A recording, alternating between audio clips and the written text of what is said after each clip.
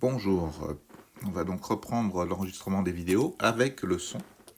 Et donc, je vais laisser les éléments que j'avais écrits, puisque il me semble que vous avez quand même relativement bien compris le cours sur le TVI. Donc comme ça, vous aurez les corrections et quelques commentaires. On va essayer d'aller assez vite. Donc exercice 27 et 28. Exercice 27, on a donc une fonction f définie sur l'intervalle 0, 2. Première question, expliquez pourquoi on peut appliquer à f la propriété des valeurs intermédiaires, autrement dit le TVI, sur cet intervalle i. Eh bien, on voit que f est défini et continu sur l'intervalle.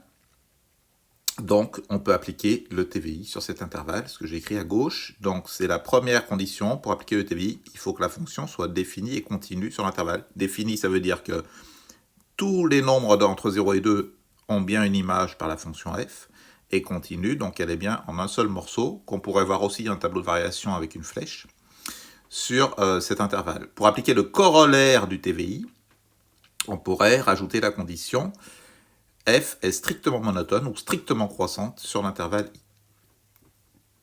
Deuxième question, donnez alors graphiquement un encadrement de alpha, vérifiant f de alpha égale 1. Donc on va chercher en fait les solutions de l'équation y égale 1. Donc il n'y en a qu'une, puisqu'on peut appliquer le corollaire du TVI. Mais là, la question, c'est uniquement de donner un encadrement de alpha. Donc on voit que alpha, il est entre 0 et 1. Ok, il est même entre 0 et 0,5. Il est même entre 0 et 0,25. C'est ce que j'ai écrit dans la réponse. Voilà pour l'exercice 27. Exercice introductif sur le TVI. Comme l'exercice 28, on a à nouveau une fonction f définie sur 0, 4. Expliquez pourquoi on peut appliquer à f la propriété des valeurs intermédiaires. Donc elle est aussi, elle, vous voyez, définie et continue sur l'intervalle i. Donc on peut appliquer le TVI sur cet intervalle. On peut même appliquer son corollaire, puisqu'elle est strictement monotone, strictement décroissante sur l'intervalle 0, 4. Lisez alors graphiquement une valeur approchée de alpha vérifiant f de alpha égale 0.